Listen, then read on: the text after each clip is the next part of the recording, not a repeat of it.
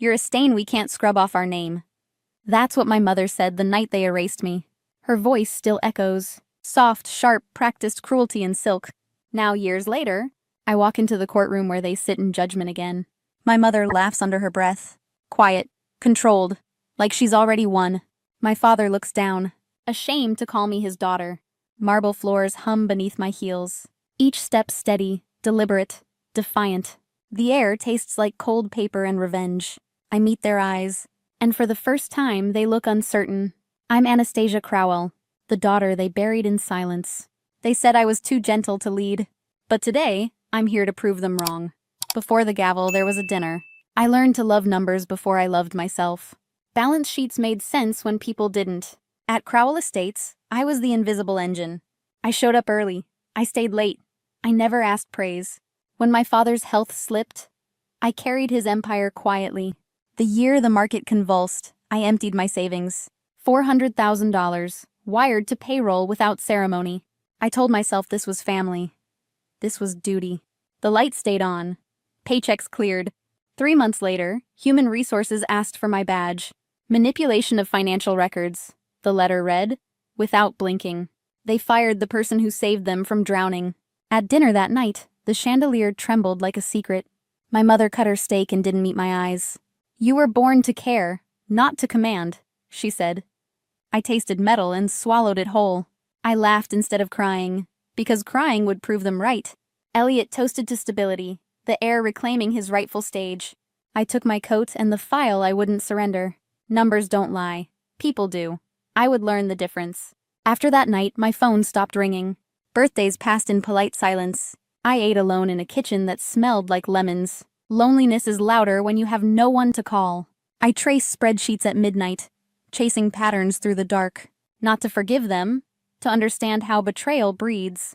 The story they told about me hardened into marble. The story I told myself hardened into resolve.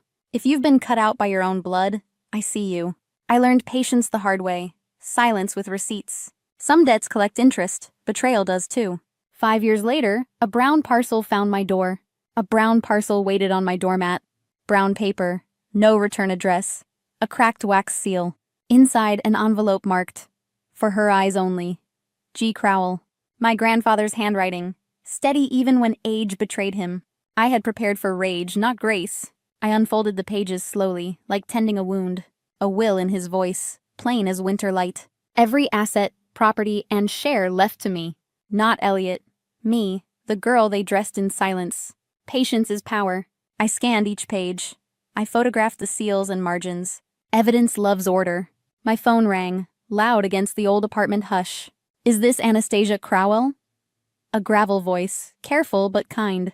"This is Caleb Finch. I worked with your grandfather's lawyer. He disappeared after refusing to alter your grandfather's will. He thought the old man hid the real one for you. I think you found it." We met at a quiet cafe near the river. Rain stitched the windows. Caleb slid a scratched USB across the table. "This was headed for shredding," he said. "Found it by accident." We played the file on his laptop's tin speakers. Static first, then a voice old enough to tremble. "Raymond and Vivian forced me," the man said. "But I kept it. I kept the original for Anastasia until she could stand." Only the voice remained. I closed my eyes and saw my grandfather's shoulders. The way he stood between men and the things they wanted. Integrity builds legacy. He wrote that beside my homework once. I moved the file to an encrypted drive and copied it twice. Betrayal teaches backup like nothing else. I compared signatures with leases I filed years ago. Ink spread differently, but the hand was the same. My name appeared where their story said it never did. I photographed the seal in daylight and under a lamp. I logged times, locations, and file hashes in a notebook. Chain of custody earns respect when emotions won't. Caleb listened without interrupting. It felt like oxygen. The radiator clicked like a metronome near midnight. I listed my fears, then crossed them out. One line. What remains after fear is work. Caleb and I built a list. Banks, dates, contacts, attics. We played the file again, pausing where breath betrayed memory. I kept my hands from shaking. Pain makes noise. Resolve is almost silent. At home, I labeled folders until midnight, forgot to speak. Names, ledgers, emails, phone logs. Each path a quiet blade.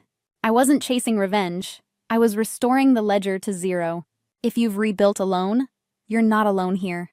By dawn, their story fit inside one case. We followed the paper trail to the photographs that proved it.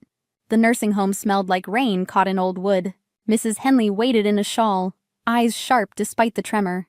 I showed her the envelope, the wax, my grandfather's steady hand. She nodded once, like someone who already knew the ending. I was there, she said, in his study, the window open. He signed with the lawyer beside him. Your mother stood behind. She watched the pen, not the man. I took a photograph. She lifted a heavy album, corners rubbed to faded cloth. On the last page, the picture sat like a witness. My grandfather, pen angled. The lawyer leaning, initials half visible. And my mother, Vivian, staring at the camera without blinking. We scanned the photo under her reading lamp's tired halo. Caleb checked the reverse for marks and dates. A light indentation matched the will's internal reference. A faint watermark surfaced where the glass caught. We saved the file and its metadata separately. If they ask, I will speak, she said, hands steady. Keep the original safe, I said. Fear knows shortcuts. Back home, my door caught on a carpet of drawers. Papers overturned. Drives smashed. A monitor cracked in a spider bloom. At the center of the desk, one sheet lay flat.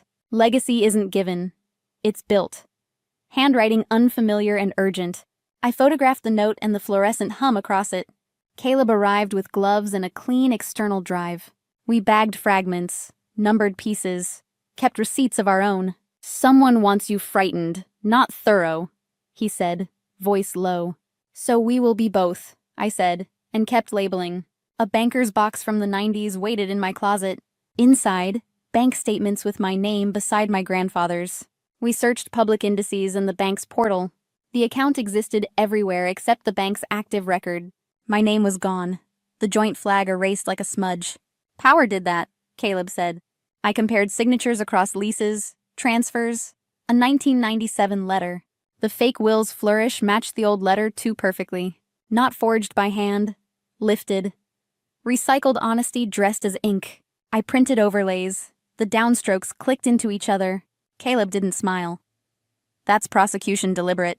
We backed up everything twice, then once again for fear's sake. I taped a timeline across my kitchen table. Photo, will, bank erasure, break-in, and the note that warned, Gerald Pine, the vanished lawyer. His initials matched old file notes. Legacy isn't given, it's built. His mantra, not my mother's. He had stayed honest, then disappeared into their story. The room felt smaller, but the case grew teeth. This wasn't family anymore. This was a crime in progress. I packed the originals into a case that fit my palm. I slept in shoes, phone on record, screen face down. By morning, I knew where to go next, and why. The lake house would be waiting, candles lit for a trap. The lake house glowed like a stage prepared for surrender. My mother in pearls, my father in a perfect dark suit.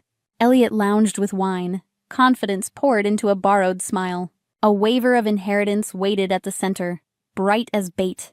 Sign, and this ends, my father said, voice smooth as a contract. We can be family again, my mother added, soft, expertly cruel. Elliot smirked. She doesn't want Dad's mess anyway. I let silence braid itself into the room. My fingers found the recorder sewn into my jacket hem. I'm reading it, I said, and let the paper rustle. Elliot laughed first, careless with victory. She thinks she's better than us, he said, tipping his glass. Dad already handled that old lawyer, right, Dad? The air thinned. My father's eyes flashed, then shut it down. Enough, he said, too late for the tape already rolling. I set the pen down and stood. I know the lawyer didn't disappear from old age, I said. I left them there with their candles and panic. On the drive home, rain stitched the highway like evidence. Caleb called. His breath sounded like a decision. Raymond offered me money to forget, he said. I recorded it. I'm sending the file. By morning, we were in court under white lights. Crowell Estates rippled across the room like a rumor. Judge Mitchell listened like a man who had heard storms before. We started with the lake house recording. Elliot's voice filled the speakers, slick and certain, then afraid. My mother stood shouting "edited" at the ceiling. Caleb's recording played next. My father's voice was steady, the kind men trust by habit. We just want to protect the family name. Forget this. I placed an envelope before the judge, palms open. My grandfather's letter read like a hand on my shoulder. If she stands before you, she has carried more than any man. We authenticated the will, the photograph, the timelines, the accounts. Chain of custody spoke where my family never would. Judge Mitchell's voice was calm and surgical. The court recognizes the original will of Anastasia Crowell. Crowell estates and related holdings are returned to her control. Forgery and obstruction are referred to federal prosecutors. My mother's smile cracked like porcelain dropped on marble. My father's shoulders sank into a silence he couldn't weaponize. Elliot stared at the table, audacity draining without applause. Reporters shouted questions that sounded like confetti and knives. I gathered the files they once tried to erase. Justice doesn't shout.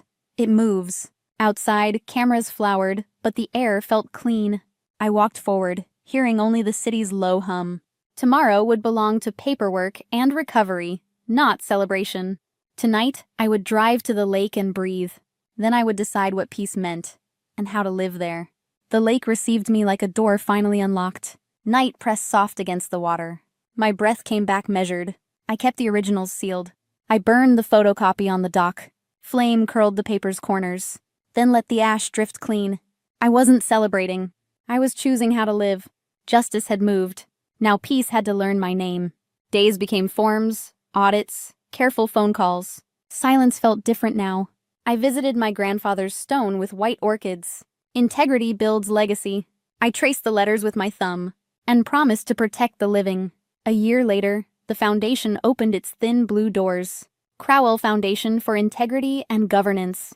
We funded records requests, hired investigators, stood beside people called liars. Reporters named my story The Quiet Verdict. I let them. I didn't need a headline. I needed good work. On campus, chalk dust clung to my fingers. The classroom windows held Portland's steady light. I wrote 2 lines across the board, then stepped back. Integrity builds legacy. Legacy isn't given, it's built. Students watched the words brighten in the sun. I watched them listen. When someone asked about forgiveness, I didn't look away. Forgiveness isn't letting them go. It's letting myself live. I drive past the courthouse sometimes. Windows down, no cameras, no hurry. It doesn't look like judgment anymore. It looks like clarity, patiently kept. If you've carried your truth in silence, I know that weight. If you're rebuilding alone, you're not alone here. Have you ever faced something like this? Tell me in the comments. If you've been through this, you're not alone. The wind lifts. Water answers. I keep walking forward. The message came just as I turned off the highway. Kitchen entrance, please. Important guest today, you know how you look after work. No punctuation, no greeting. Just the familiar clipped tone my mother used when pretending her instructions were requests. I stared at the screen for a moment, thumb hovering over a reply that never came. Then, I slipped the phone into my jacket pocket and turned onto the familiar gravel driveway. The house hadn't changed. White colonial, pristine hedges, imported stone pavers that my sister once claimed were French-inspired, as if Vermont granite was somehow inferior. I parked near the side fence, just out of view from the main road. My truck looked more out of place than usual.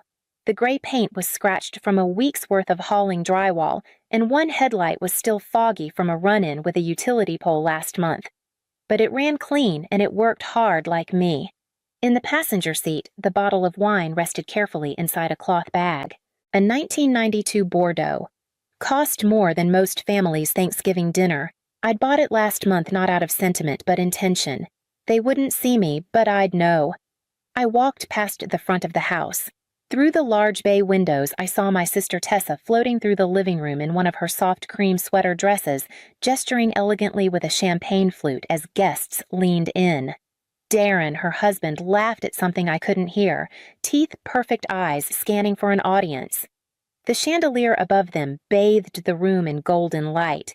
It all looked so curated, like the cover of a lifestyle magazine, except it was real. Or at least they believed it was. The side gate creaked as I passed through. Behind the house, the back door was already propped open, warm air spilling into the cold. The smell of turkey and clove-spiced cranberries pulled me forward. I stepped into the kitchen and placed the bottle gently on the counter. Aunt Lenore turned from the oven, a smile already stretching across her face. Rhea, she said, pulling me into a hug that smelled of cinnamon and something softer, maybe nutmeg. You're here. Would have been hard to miss, I said, trying to keep my tone light. Figured I'd take the route reserved for staff. She paused, hands still on my arms. You okay? I'm used to it. I began to unpack the wine, moving with a quiet efficiency I'd mastered in homes that didn't expect me to stay long. Lenore nodded slowly, then turned back to basting. From the front of the house, I heard laughter, my father's voice rising above the others. I imagined them toasting to family. I stayed in the kitchen. For now. I watched Lenore arrange rolls on a silver tray. She always moved like she had all the time in the world. They still think you're managing rentals part-time, she asked. They think I fix leaky faucets. Still, I smiled without amusement. It's easier that way. She glanced toward the dining room, but not forever. I turned to grab the wine opener, already knowing what was coming next. The kitchen smelled like nostalgia, rosemary, sage, burnt sugar, and something colder underneath, something I could never name but always felt. I followed Aunt Lenore into the hallway, carrying a silver tray of stuffed mushrooms. My boots muffled against the polished floors, and for a second I saw my reflection in the glass of a family portrait. Arms full, eyes down, sleeves still speckled from a drywall patch I'd fixed that morning. I didn't belong in that frame. I never had. The dining room opened like a stage. Chandeliers glittered above the table. The china was out, the real set, the one Mom only used when there were outsiders to impress. Candles flickered between flowers that didn't smell like anything. They were arranged not alive. Tessa stood at the far end, her voice lilting just loud enough to carry. Yes, she's doing a little handyman thing. Very local. She fixes things. You know, pipes? Locks. It's sweet. A guest nodded politely. Darren added, there's honest work in the trades. Not everyone's built for corporate stress. He smiled like he was giving me a medal. I kept my hands steady as I set the tray down, ignoring the sudden pause in conversation. I'd learned not to flinch when they tossed their compliments like crumbs enough to pretend they saw me, never enough to fill me. Mr. Barlow, a neighbor I vaguely remembered, picked up a mushroom and said warmly, Delicious, Rhea. Thank you, I said, because that was the script. Mom floated over her pearls, catching the light. Darling, once you're done here, help Vivian refill the drinks. We're trying to keep things seamless tonight. Of course. I turned before she could notice the wine I'd brought, forgotten now beside the kitchen sink, unopened. Back in the hallway, I caught the faint sound of Tessa again, laughing softly. She's good with her hands. Always was practical. I guess we all find our own lanes, right? It was the kind of statement that meant nothing and everything, smooth enough to escape objection, but sharp enough to cut. I could feel Aunt Lenore watching me as I walked back into the kitchen, my spine straight and my jaw locked. I set the tray on the counter and reached for the next one without being asked. The back door creaked open behind me as I slid the second tray of appetizers onto the counter. I didn't turn until I heard the familiar voice. Well, would you look at that, Mrs. Nolan said brightly.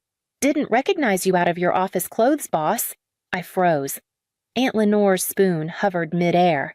My mother, standing near the sink, arranging cheese crackers with surgical precision, went completely still. The warmth in the kitchen evaporated in an instant. Even the faint clatter of plates from the dining room seemed to quiet. Mrs. Nolan stepped in fully, arms wrapped around a covered glass dish. I hope it's all right. I brought my sweet potato casserole, Patricia insisted. I didn't want to interrupt the party out front. Her eyes scanned the room, and when they landed on me again, her face broke into the smile she always wore when I came by her building. It's good to see you, Rhea. How's everything going at the Church Street property? Did the elevator company get back to you? I glanced at Aunt Lenore, who blinked once slowly. They did, I said evenly. Inspections scheduled for next Thursday. Oh, perfect, she beamed. Always on top of things, just like usual. You know, she added, turning to my mother as if she were letting her in on something sweet.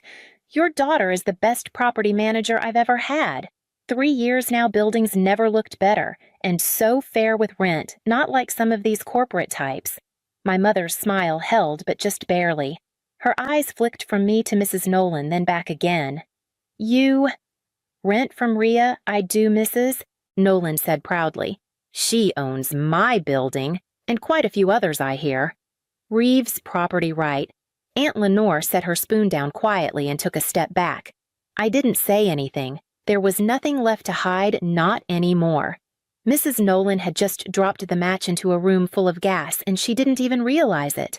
From the dining room, the faint sound of a fork clinking against glass rang out, followed by a sudden hush. Voices lowered, then stopped. And I knew without looking that they'd all heard. I didn't plan to speak. I never did. But the silence that followed Mrs. Nolan's cheerful reveal stretched so long it began to feel like consent. So I cleared my throat. I started with a duplex, I said quietly at first. Bought it with inheritance money after Grandma Mallon passed. It needed work, roof leaks, old plumbing, one unit hadn't been touched since the 80s. I did most of the renovations myself. My mother blinked as if hearing another language. My father had wandered into the kitchen midway through and now stood against the wall like a guest in his own house. Aunt Lenore didn't move. I rented both units out, saved every dollar I could, and used the income to buy the next place. I partnered with Marcus Webb. 2 years later, we formed Reeves & Webb Property Management. We now own 6 buildings outright and manage over 40 commercial and residential properties throughout Vermont. Tessa let out a sharp laugh, short and bright. You're joking. I grossed $2.4 million last year, I continued. Not net, but our margins are strong, 38%. Darren, who had just entered with a glass of wine, raised an eyebrow. That's unusually high. We do our own maintenance, tenant screening, and project management. Minimal outsourcing, low turnover, high retention. We run lean, and we know the value of every screw. My mother finally found her voice. But you fix toilets. I also own the buildings those toilets are in. Tessa scoffed. And yet you dress like that? I looked down at my jeans and boots. They're practical. I was on a site visit this morning. Dad stepped forward, his voice uncertain. Rhea, why wouldn't you tell us? Because when I told you I was doing okay, you assumed I meant surviving. Not building. It was easier to let you believe what you wanted than explain something you'd already decided wasn't possible. No one spoke. Even Mrs. Nolan had gone still, clearly realizing she'd walked into something bigger than a casserole delivery. I almost felt sorry for her. I stepped past my father and picked up the tray of untouched deviled eggs. I'll take this into the dining room. Behind me, no one moved. 3 days later, I was back in the same house, seated in the living room like a guest who had overstayed her welcome. This time, there were no casseroles or candles, just folders on the coffee table, a legal pad, and Darren in full performance mode. He clicked the remote, revealing a slide deck on the TV. So the Boston Group is actively seeking partners with existing property portfolios in mid-sized markets. Burlington's primed for mixed-use expansion, retail below, residential above. We'd enter as a family-backed entity. High equity, strong leverage, quick ROI. He looked proud of the acronyms. Which brings us to your holdings, he continued, glancing at me. Your properties have a combined value north of $10 million. If you collateralize a portion, we can unlock up to $8 million in capital to co-invest.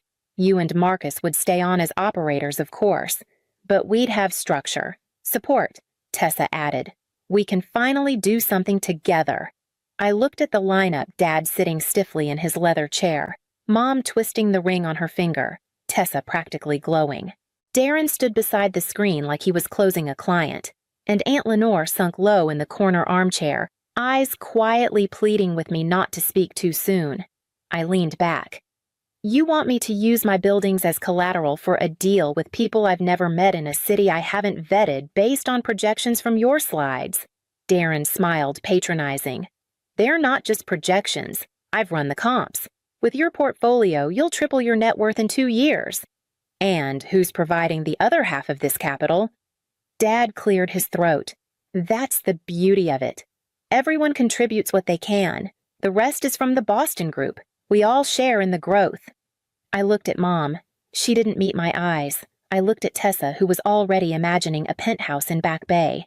And then I looked at Lenore, who didn't say a word, but her knuckles were white against her teacup. I sat forward, calm. Let me guess. You didn't call this meeting to include me. You called it because now I have something you think you can use. Darren blinked. Tessa shifted. Dad said nothing. I stood. Thanks for the pitch. Let me know when you're ready to talk about something real. No, I said flat and steady.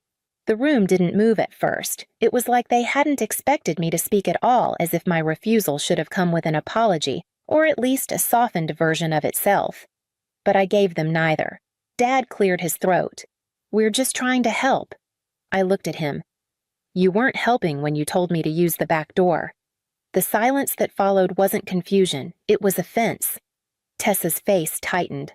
Mom opened her mouth, then closed it again. Darren stared at the carpet like he hadn't heard me, but Aunt Lenore shifted in her chair and nodded once, barely perceptible but deliberate. Mom finally spoke, her voice quiet and clipped. You're making this more dramatic than it needs to be. No, I said again. I'm making it honest.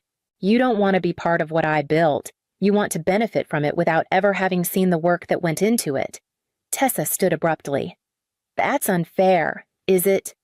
You laughed at the idea of my business a week ago. Now you want me to risk it all so you can get in on the upside. Darren raised a hand, performative calm. We're not asking you to risk it. We're offering opportunity. You're offering pressure, wrapped in entitlement. Dad looked at me, his eyes narrowing like he was seeing something unfamiliar. You've changed. I've stopped pretending. No one said anything after that. The meeting unraveled with an awkward clatter, papers shuffled, glasses drained, throats cleared. The energy had shifted. I wasn't supposed to push back. I was supposed to quietly comply, play the grateful daughter who finally got her chance at the adult table. Instead, I walked to the front door, not the back. Aunt Lenore met me in the entryway. She didn't say much, just touched my arm and whispered, Good. Outside, the air had turned colder. I stood on the porch for a long second before stepping into it, the silence of the house still pressing at my back. By the time I reached my truck, I knew they weren't done. They'd just changed their approach. It started with a call from the housing authority. Miss Mallon, we've received several complaints about code violations at your properties. We'll need to schedule inspections, immediate access to all residential units by Monday. I sat there, phone to my ear, staring at my neatly organized maintenance logs. What kind of complaints? Mold, broken locks, inadequate heat, unlicensed workers. The reports are anonymous but detailed. I confirmed the inspection schedule, hung up, and sat still long enough for my coffee to go cold. An hour later, my insurance broker called. Rhea, I wanted to give you a heads up. We've gotten some chatter about possible liability issues, something about non-compliant repairs, missing permits. Not formal, not yet, but underwriters are nervous. I opened my laptop. Dozens of new reviews had flooded my business pages overnight, every platform. 1-star ratings with fabricated horror stories, mold, pest infestations, retaliatory evictions. All written with just enough specificity to sound plausible. I texted Marcus something's up. Meet me at the office. By the time he arrived, 2 tenants had left voicemails. Both said they'd received strange calls from people claiming to be with a tenant advocacy nonprofit, asking pointed questions. Did they feel safe? Had they ever been denied repairs? Were they afraid to speak up? They wanted me to say you were threatening. One said, her voice shaking. But you've always been respectful. I told them that. They hung up. It kept coming. More calls, more reviews. A supplier emailed to ask if we were still in good standing. Our cleaning contractor canceled their retainer, citing concerns. Marcus paced the office trying to hide how angry he was. This is organized. Someone knows how to hit every weak point. I already knew who. Tyler had asked about property codes during the meeting, offered to review our liability policies, casually mentioned our tenant demographics. He'd been framing it as interest, due diligence. It was never interest. It was intel. He was going to bury me in paperwork noise and doubt until I came crawling back to accept their deal. I pulled up our documentation folders and started drafting a public statement. I wasn't going to crawl. I was going to make sure everyone knew exactly who was pulling the strings. We spent the weekend compiling everything: maintenance logs, inspection reports, emails from tenants, screenshots of reviews posted within minutes of each other from accounts with no history, voicemails, call logs. We traced 2 of the numbers to burner phones. One had called not just my tenants, but another landlord Marcus knew in Bar. Same script, same tactics.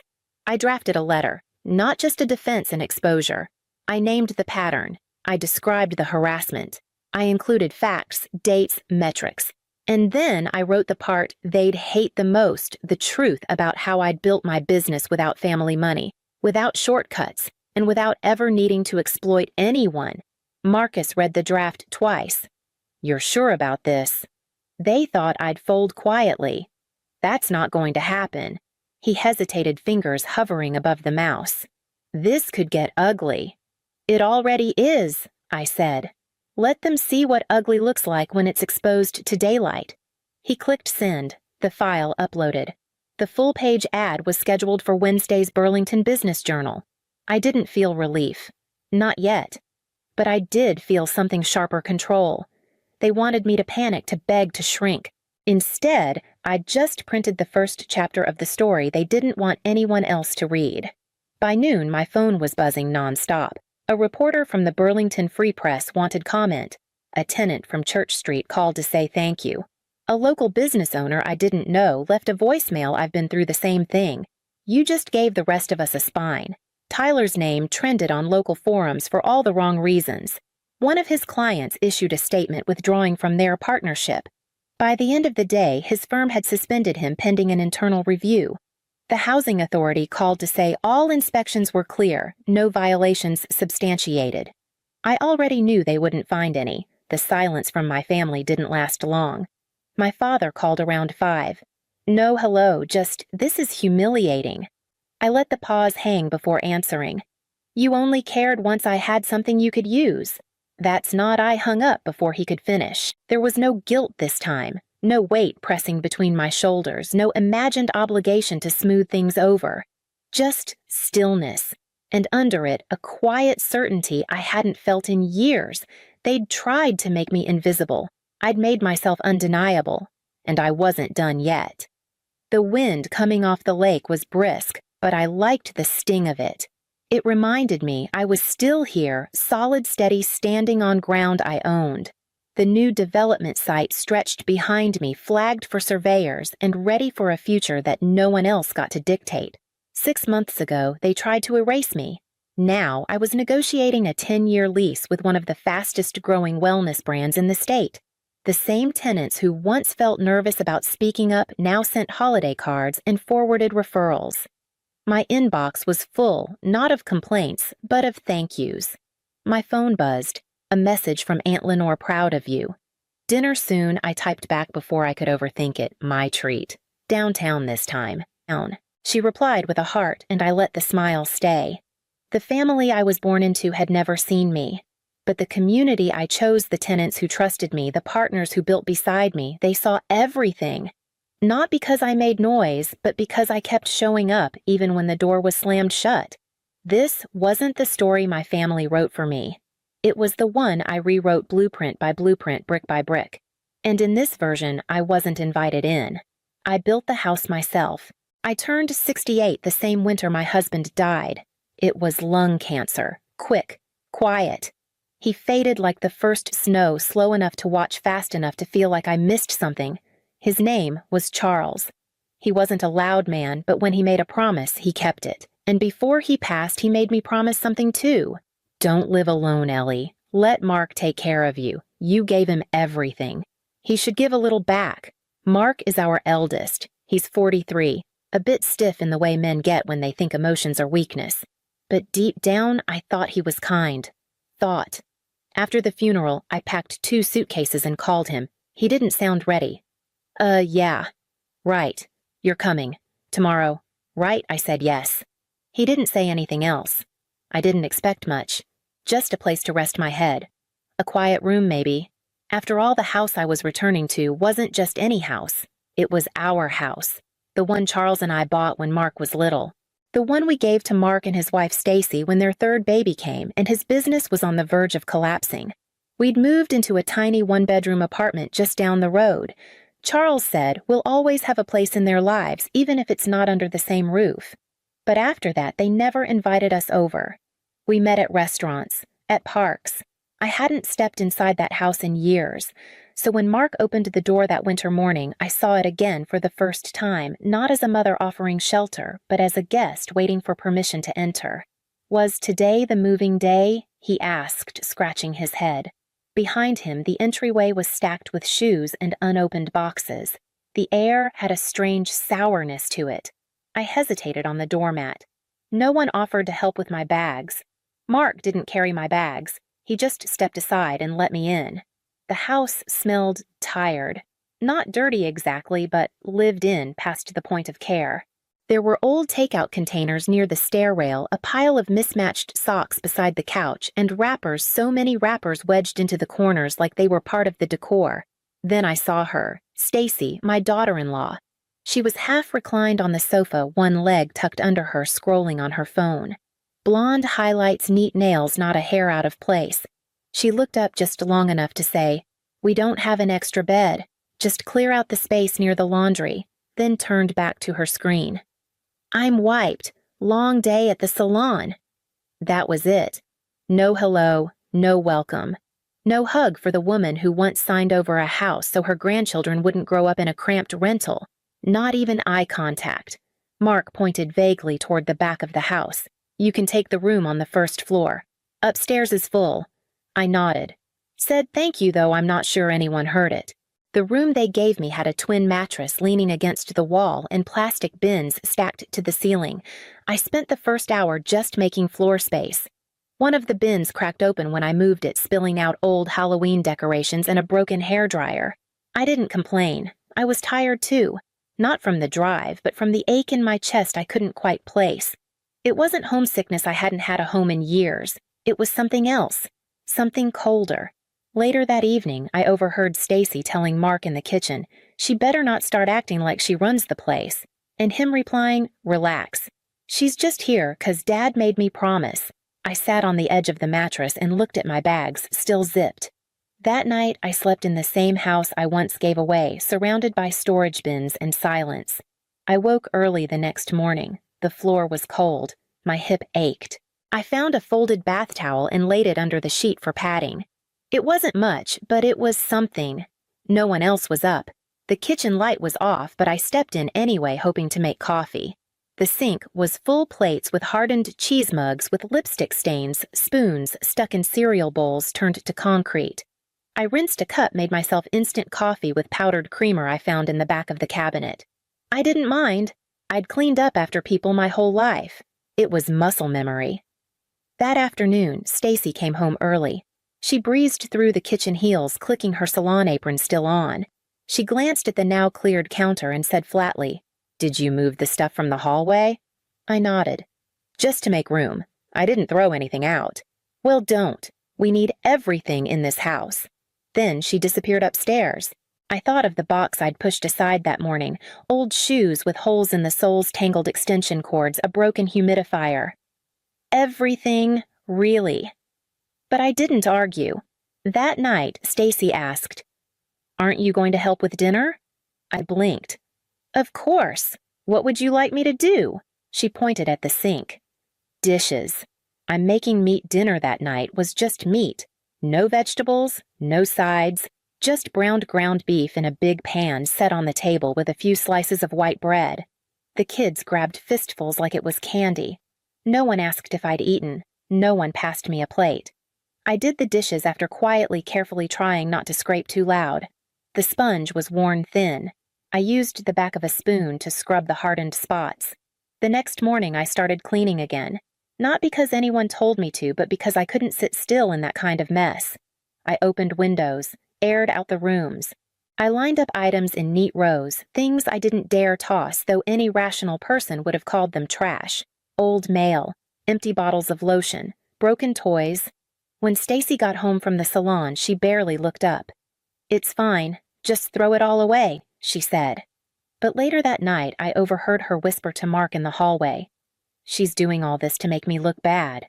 "What kind of mother-in-law moves in and takes over?" Mark murmured back. "Just let her tire herself out. She'll stop." I didn't say anything. I just folded laundry that wasn't mine and swept crumbs I didn't drop. The only ones who seemed to notice were the kids. Lily, the eldest, hugged me around the waist one afternoon and said, "Grandma, it smells like Christmas in here now?" That nearly broke me. Not because of what she said, but because of how long it must have not smelled like anything at all. After 3 weeks, the living room looked like a photo from a magazine. The carpet was clean. The windows shined. The children stopped leaving half-eaten snacks under the cushions. No one thanked me. Not Mark, not Stacy. But I didn't expect that anymore. 6 months passed. I kept the house clean. I cooked, I folded, I picked up every forgotten sock, every sticky wrapper, and no one ever said thank you. Then one morning I walked into the living room and found them gathered around a stack of travel brochures. Mark had a laptop open. Stacy was comparing hotel prices. Lily leaned over the table, eyes wide. A summer vacation, theme park, hotel with a pool, museum stop on the way back. I didn't ask if I was coming. I assumed I wasn't. But then Lily turned around and said, "Grandma's coming too, right?" Stacy paused. Her lips tightened. Mark looked up at me like I'd just walked in from another planet. "Sure," he said, but it sounded more like surrender than invitation. That night, Stacy handed me a to-do list. "You can prep the breakfast boxes and do laundry for the trip," she said. "It's the least you can do since you're coming along." So I did. I packed their bags, labeled the kids' shirts, washed the towels, boiled eggs, chopped fruit. By the time we left, I'd been awake since 4 a.m. The car ride was long. I asked for a restroom break twice both times. Stacy sighed like I'd suggested we stop to dig a well. The second time, Mark muttered, "You should have stayed home if you can't handle a trip." At the park, the sun was merciless. The heat rose off the pavement in visible waves. The kids ran ahead. Mark and Stacy followed. No one looked back. I sat on a bench near the entrance under a thin patch of shade. My shirt stuck to my back. I'd forgotten to bring water. Someone, maybe a staff member, must have noticed because the next thing I knew, I was lying on a narrow cot inside the park's medical office. Mild heat exhaustion, the nurse said. She shouldn't be out in this weather without rest or fluids. I heard voices outside the curtain. A man, stern scolding you, left her. An elderly woman alone in the heat, Mark stammered. Stacy said something about me being independent. No one offered an apology. Back at the hotel, they helped me to the room. Mark closed the door and said flatly, "Please don't cause any more trouble." I didn't reply. I just sat on the bed and stared at the pattern on the carpet. Brown diamonds, beige trim, worn in the center just like me. I must have drifted off. When I opened my eyes, the hotel room was dim. The curtain filtered in a soft orange light from the sunset. Someone had left a cold bottle of water on the nightstand. I sat up, slowly dizzy. My legs ached, my back too. But mostly it was my chest, that tight ache you feel when you know something is about to break. A knock on the door. Then Stacy walked in. She looked at me, hesitated a moment, just long enough to pretend she cared, then said, "Mom, we need to talk." I nodded. "You should know better," she began. "I mean, come on. Isn't it a little much for someone like you to be on vacation?" She shrugged. "Maybe it's best you go home. You're better at cleaning anyway." I blinked. Just once. "You want me to leave now?" I asked softly. Alone, Mark came in behind her, rubbing the back of his neck. "What else do you expect?" he said. "We only brought you because of Dad. Don't think you can freeload the whole trip." There it was, that word, freeload. I had packed the lunches, washed their clothes, paid my own admission ticket. I looked at them both, and in that moment I didn't feel sad. I felt done. "All right," I said. "I'll head back." They didn't stop me. Back in the lobby, I called a taxi. The driver raised his brow when I gave him the address 3 hours back. "That's far, ma'am," he said. "You sure?" I reached into my purse and pulled out a platinum card I hadn't used in years. "Is this all right?" He nodded. Of course. He drove quietly, gently. At some point, I fell asleep in the back seat. When I woke, we were almost home. I didn't cry. I didn't curse. I simply thought, if I stay, I disappear. But if I leave, maybe I begin again. By the time the taxi pulled into the neighborhood, the sky had turned lavender. The porch light of my old condo, the one Charles and I had moved into when we gave Mark the house, was still working. The building looked small, but clean, familiar. I still had the keys. I turned the lock, stepped inside, and exhaled for what felt like the first time in months. The air was stale but peaceful. No voices, no footsteps, just me. The furniture was gone. The condo had been up for rent, but the last tenant moved out weeks ago. That was luck I hadn't expected. I sat on the bare floor with my suitcase still zipped. There was no mattress, no pillow, but it felt more like home than the house I'd scrubbed clean and been told to leave. The next morning, I made 2 calls. The first was to a moving company. The second was to a real estate agent. "This is Eleanor Harper," I said. "I'd like to sell 417 Crescent Hill." There was a pause. "The house," the agent asked. "It's still under your name." "Yes," I said. "Always has been." 3 days later, Mark called. "Mom, what the hell is going on?" Apparently the agent had shown up to begin the valuation and Mark, well, he panicked. I agreed to meet them in person. Not to argue, just to explain. When I arrived, Stacy was pacing in the kitchen, arms folded. Mark looked pale, like someone had pulled the ground out from under him. "You're selling the house?" he asked. I nodded. "Yes. I'm cutting ties." "This is part of that." "You can't do that," Stacy snapped. "This house was your husband's. It was meant to be ours." I turned to Mark. "Do you remember ever changing the deed?" He blinked, looked at Stacy, then back at me. "No, but I just assumed. After Dad died." "You assumed," I said gently without asking. The silence in the kitchen stretched long. Stacy's voice finally broke it high and sharp. "You've lost your mind. What gives you the right to pull the rug out from under us?" I didn't raise my voice. I didn't flinch. "The deed is in my name," I said. "Always has been." Mark frowned. "But wasn't it part of Dad's estate?" "No," I said. "The house was mine, not his. I inherited it from my parents. Your father never owned it." That made them both stop. It was like watching 2 people realize they'd been living inside a story that someone else had written. "That can't be," Stacy said. "You didn't even work." I looked her in the eye. "That's what you assumed. But assumptions aren't facts." I walked over to my purse, pulled out a folded statement, slid it onto the counter. "You've been getting monthly deposits from a company called Capital Group, haven't you?" Mark nodded slowly. "Yeah. I thought that was from Stacy's salon income." Stacy whipped her head toward him. "Excuse me, I just thought it was your business name," he said. "You always said you were making money." She stared at him, stunned. "I've barely turned a profit in 2 years." Mark turned back to me. "Wait, those payments. They were from you." "Yes," I said. "For 10 years," I explained calmly. "After I inherited from my parents, I didn't want the money to cause resentment, so I started a company quietly. Capital Group, for Eleanor Harper. I used it to send funds to help Mark get his business off the ground, then to cover the children's schooling. Then slowly it became their safety net, a safety net they never even noticed."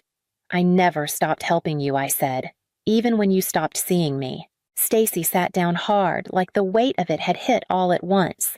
Mark rubbed his face, trying to piece the years together. "Why didn't you tell us? Because I didn't want credit," I said. But I also didn't expect to be told I was freeloading. There was nothing left to say. I reached into my purse and pulled out a second envelope already sealed. "This is notice of termination," I said.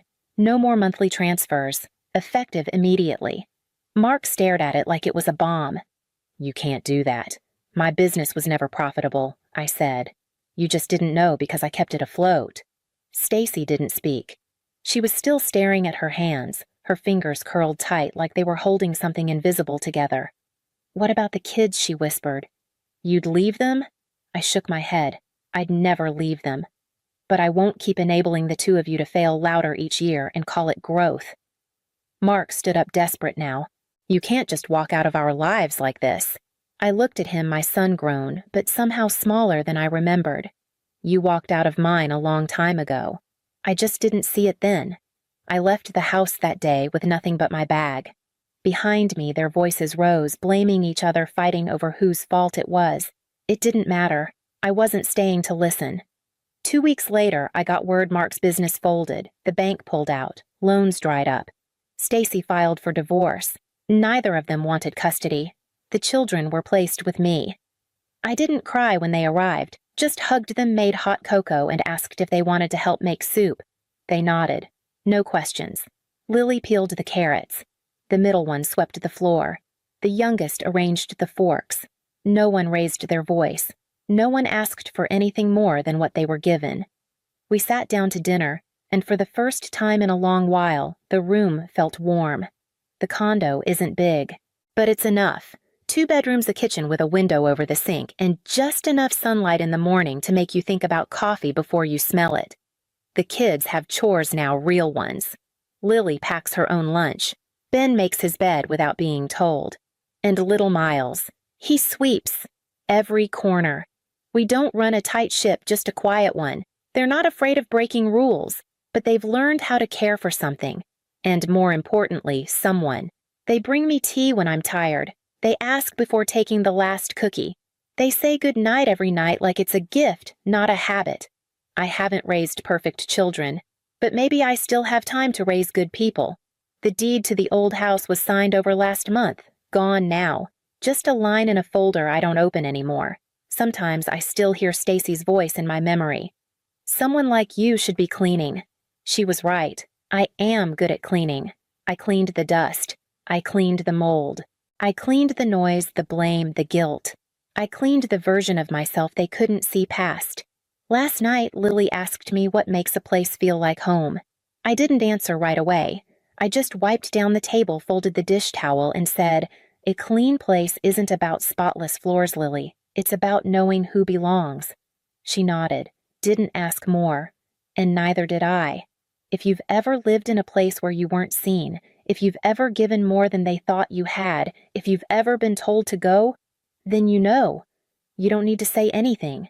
You just need to leave the door open behind you and walk away without turning back, because the secret to a clean life is knowing what to throw out.